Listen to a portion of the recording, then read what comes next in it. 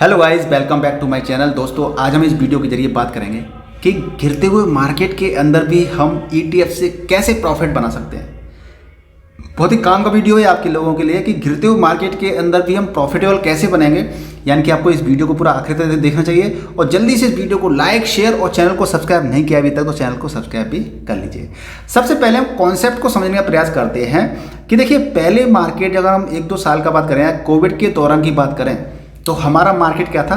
Bullish, यानी कि market bullish market था। मार्केट काफ़ी ज़्यादा क्या कर रहा था, नए नए ऊंचाइयों को टच कर रहा था। तो हम न्यूज़ में भी पढ़ते देखते थे, सुनते थे कि आज इतने का लेवल टच कर दिया, आज 20,000 का लेवल टच कर दिया, 22,000 का, 23,000 का, 24,000 का, इस तरह लेवल टच करता जा रहा है और नए नए आयाम शेयर मार्केट लिखता जा रहा है। और इस दौरान हमने भर भर के पैसा क्या किया? इन्वेस्ट किया। ठीक है, तो जब मार्केट बुलिश होता है हम मार्केट में इन्वेस्ट करते हैं। As a normal investor, as a Indian investor की हम बात करें तो हम इन्वेस्ट करते हैं ऐसे बुलिश मार्केट के अंदर। लेकिन जब मार्केट अब क्या किया, ऑल टाइम हाई से जब मार्केट ऑल टाइम हाई से जब मार्केट जब नीचे आया है तो हम क्या कर रहे हैं?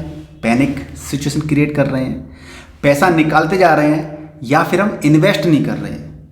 तो जब देखिए, सीधी सीधी बात है कि जब मार्केट में लोग लालच लेते हैं ना, मार्केट जा रहा है, ऊपर जा रहा है, इन्वेस्ट करते जाओ, तो आपको उस समय पे ज़्यादा इन्वेस्ट नहीं करना चाहिए। मार्केट में जब डर का माहौल हो, फियर हो, तब हमें इन्वेस्टमेंट करने के बारे में सोचना चाहिए कि हाँ यार, ये एक अपॉर्चुनिटी आ रही है और इसके मार्केट के अंदर हमें इन्वेस्ट करना चाहिए। अब मार्केट जब ऑल टाइम हाई से मार्केट जब 10 से लेकर के करीब 12% की गिरावट दर्ज कर चुका है, तो क्या हमें इन्वेस्ट करना चाहिए?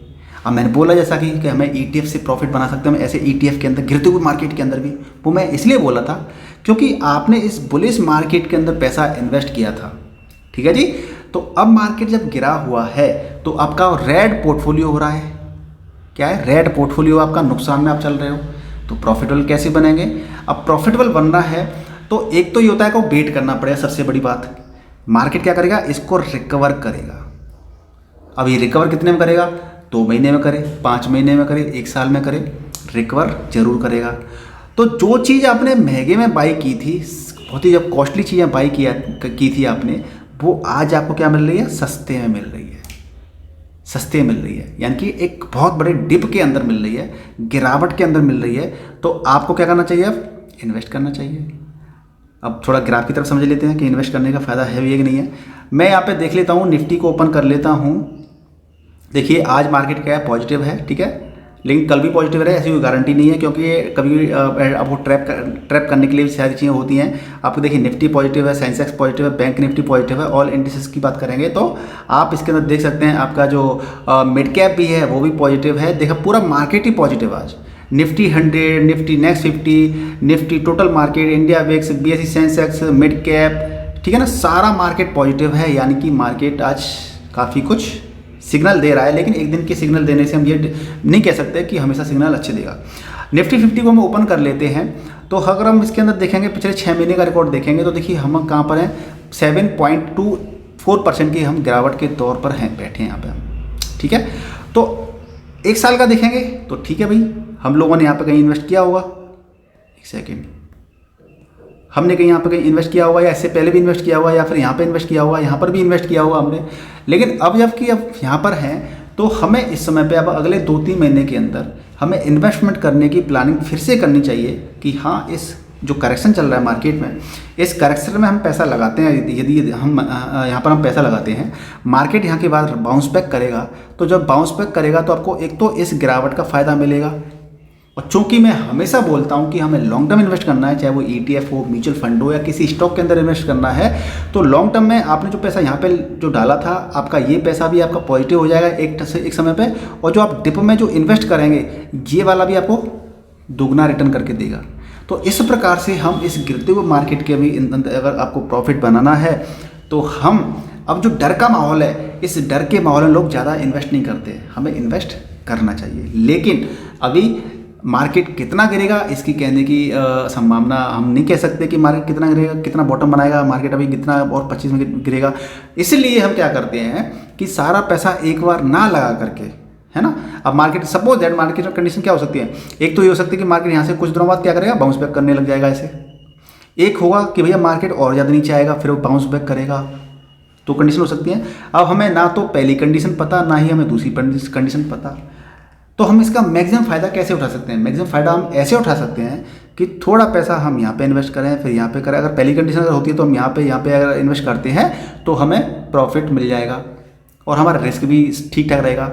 और अगर नीचे कंडीशन बनती है सेकंड वाली तो हम यहाँ पे ऐसे इन्वेस्ट करते चले जाएंगे और हमें को यहाँ पे ज़्यादा प्रॉफिट देखने को मिल जाएगा।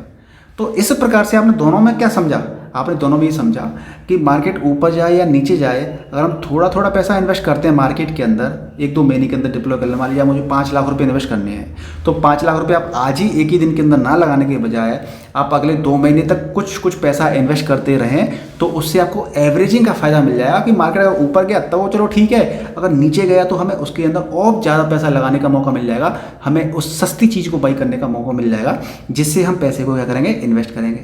अब आप में से बहुत से लोग बोलेंगे भाई कि चलो ठीक है ये कॉन्सेप्ट तो हमें समझ में आ गया, लेकिन ETF के अंदर पैसा कौन कौन से ETF के अंदर लगाना है। तो देखिए निफ्टी के ETF की हम बात कर लेते हैं। तो निफ्टी ETF में क्या रहता है कि आपका निफ्टी 50 ETF है, आपका